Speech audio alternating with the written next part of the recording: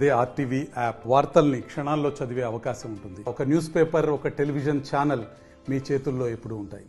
BRS party Adilabad MP అభ్యర్థి ఆత్రం సక్కుమంతా ఉన్నాడు. ఒకసారి మాట్లాడిద్దాం. ప్రస్తుతం ఆర్గనైజేషన్ ఏ విధంగా ఉంది? ఫుల్ జోష్ మీద సక్కని ఉన్నట్టున్నాడు. ఒకసారి మాట అన్న, ఏంటి పరిస్థితి, ఎట్లుంది, ఎట్లా నడుస్తుంది? ఆదిలాబాద్ పార్లమెంటు అభ్యర్థిగా ప్రకటించినందుకు పెద్దలు తెలంగాణ రాష్ట్ర తొలి ముఖ్యమంత్రి కేసీఆర్ గారికి, అదేవిధంగా బీఆర్ఎస్ పార్టీ జాతీయ అధ్యక్షులు కేసీఆర్ సార్ గారికి, అదేవిధంగా వర్కింగ్ ప్రెసిడెంట్ కేటీఆర్ సార్ గారికి, హరిచన్న గారికి, అందరికీ మరొకసారి కృతజ్ఞత తెలియజేస్తూ, ఇవాళ సాధించుకున్న తెలంగాణలో జరిగినటువంటి అభివృద్ధి సంక్షేమ కార్యక్రమాలు, ముఖ్యంగా తెలంగాణ రాష్ట్రము సుస్థిరంగా ఉండాలి అంటే ఒక బీఆర్ఎస్ పార్టీ తోటి సాధ్యమైతే అనుకొని మేమందరం కూడా నమ్ముకున్నాం. అదేవిధంగా ఓటర్లు కూడా ఈ 100 రోజుల కాంగ్రెస్ పాలనలో ఏ రకంగా ఫిక్స్ అయ్యారు మీకు అందరికీ తెలుసు. తప్పకుండా ఈ 7 నియోజకవర్గాల్లో ఆ రోజు జరిగిన ఎమ్మెల్యే ఎన్నికల్లో కూడా సుమారుగా 17,000 ఓట్ల ఆధిక్యంలో మేమున్నాం.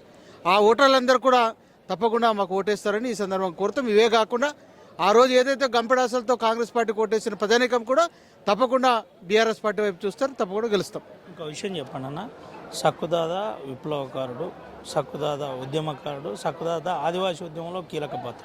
ఈసారి ఉద్యమకారులు, ఆదివాసీ నాయకులు, ఆదివాసీ ప్రజలు సక్కుదాదాతో ఉన్నారా లేరా? చాలామంది కూడా మీరు అంటే నేను చెప్పడం కాదు, ఇవాళ ఆదివాసీ ఉద్యమ నేపథ్యమే కాదు, 2 సార్లు ఎమ్మెల్యే అయిన తర్వాత ఈ రాష్ట్రంలో ముఖ్యంగా మీరందరూ కూడా గమనించాలి. మరి ఆదివాసీల కోసం ప్రత్యేకంగానే నేను బీఆర్ఎస్ పార్టీలో కలిసిన తర్వాత పెద్దలు కేసీఆర్ గారికి చెప్పడం జరిగింది. మాకు ప్రధానమైన డిమాండ్లు 2 అవి ఆదివాసీలకు మరి పోడు భూముల పట్టాలు ఇవ్వాలి, అదేవిధంగా ఆదివాసీ రైతాంగానికి అందరికి కూడా ఏదైతే గిరివికాస్ ద్వారా తిరిపేసి కరెంట్ ఇవ్వాలని, అవి 2 కూడా సాధించిన. ఇదే కాదు, సాంస్కృతిక సాంప్రదాయాల పరంగా కూడా తప్పకుండా ఆదివాసీలను గుర్తించింది.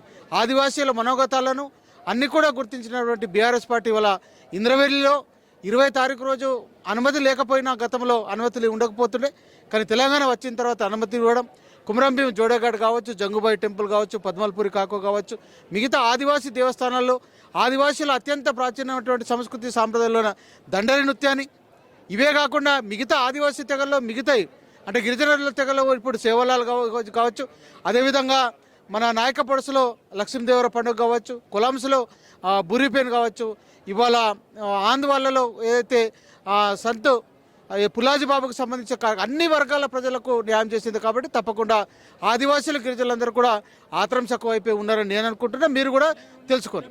ఇంకో విషయం లాస్ట్గా చెప్పండి అన్న, ఈ ఎమ్మెల్యేగా గతంలో మీరు 2 సార్లు పనిచేశారు. ఈసారి ఎంపీ పార్లమెంట్ పరిధి 7 నియోజకవర్గాల్లో ఆత్రం సక్కు ఏ విధంగా ఓట్లు అడిగే ప్రయత్నం చేస్తారు, ఏమని అడుగుతున్నారు? తప్పకుండా ఇవాళ సాధించుకున్న తెలంగాణ రాష్ట్రంలో కేసీఆర్ గారు చేసినటువంటి అభివృద్ధి సంక్షేమ కార్యక్రమాలు, ఇదే విధంగా ఇప్పుడున్న పరిస్థితుల్లో ఇవాళ కాగజ్నగర్ కాన్స్టిట్యూన్సీలో కొంతమంది పార్టీ వీడడం జరిగింది. అదేవిధంగా మొదల్లో అయితే మీరు ఒక్కటి గమనించండి, ఎప్పుడు కానీ పార్టీలలో నాయకులే అంటే బయటకు వెళ్తారు, కానీ కార్యకర్తలు అందరూ ఉన్నారు, సుస్థిరమైనటువంటి కార్యకర్తలు ఉన్నారు, సుశిక్తులైన కార్యకర్తలు ఉన్నారు. ఆనాటు అంత పెద్ద ఆంధ్ర వలస పాలకులకు ఎదురొడ్డి తెలంగాణ సాధించినటువంటి ఉద్యమకారులు మా పార్టీకి అండగా ఉన్నారు. తప్పకుండా వారి అండతో, పార్టీ నాయకుల సమన్వయంతో అందరితో ఐకమత్యంగా వెళ్ళి తప్పకుండా విజయం సాధిస్తాం. ఆర్టీవీ ద్వారా ఈ ప్రాంతపు పార్లమెంట్ పరిధిలో, ఆదిలాబాద్ పార్లమెంట్ పరిధిలో ఉన్న ప్రజలకు మీరు ఏం అడగబోతున్నారు, ఏం సందేశం?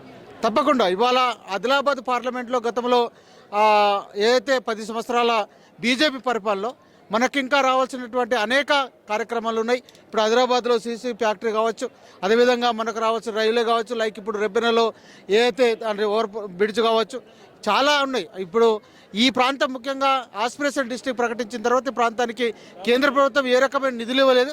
ఆ నిధులు తీసుకురావడం, ఆదివాసీల యొక్క హక్కుల చట్టాలు కావచ్చు, ముఖ్యంగా తెలంగాణకు విభజన చట్టంలో నాడు ఏదైతే చేసినటువంటి చట్టంలోనే వాటి సాధించే క్రమంలో తెలంగాణ హక్కులను, తెలంగాణకు రావాల్సిన యొక్క న్యాయపరంగా రావాల్సినట్టు అన్ని సౌకర్యాలు కల్పించడానికి తప్పకుండా నా వంతుగా కృషి చేస్తా. ప్రజల గొంతుగా, ప్రతిపక్షంగా తప్పకుండా వీటి మీద గలమెత్తుతని ఈ సందర్భంగా కోరుతూ ఆదిలాబాద్ పార్లమెంట్ సభ్యులు, పార్లమెంట్ నియోజకవర్గ అందరూ ఓటర్లను కోరుతున్నాను, మీ వారిగా, మీ అందరి వారిగా ఆత్రం సక్కును ఆదరించండి, మీకు అందరికీ అందుబాటులో ఉండి పనిచేస్తానని ఈ సందర్భంగా కోరుతున్నాను. ఇది పరిస్థితి. ప్రధానంగా ఆదిలాబాద్ పార్లమెంట్ పరిధిలో ఉన్న ప్రజలందరూ ఆశీర్వదించాలి, నాకు ఓటేయాలని చెబుతున్న పరిస్థితి. హక్కుల కోసం పోరాటం చేసే వ్యక్తే ఆత్రం సక్కు అని చెబుతున్న పరిస్థితి కనబడుతుంది. కేసీఆర్తో పాటు అందరికీ ధన్యవాదాలు చెప్పిన పరిస్థితి కనబడుతుంది. సుమంత్ అవినాయక్ RTV ఆదిలాబాద్ నుండి.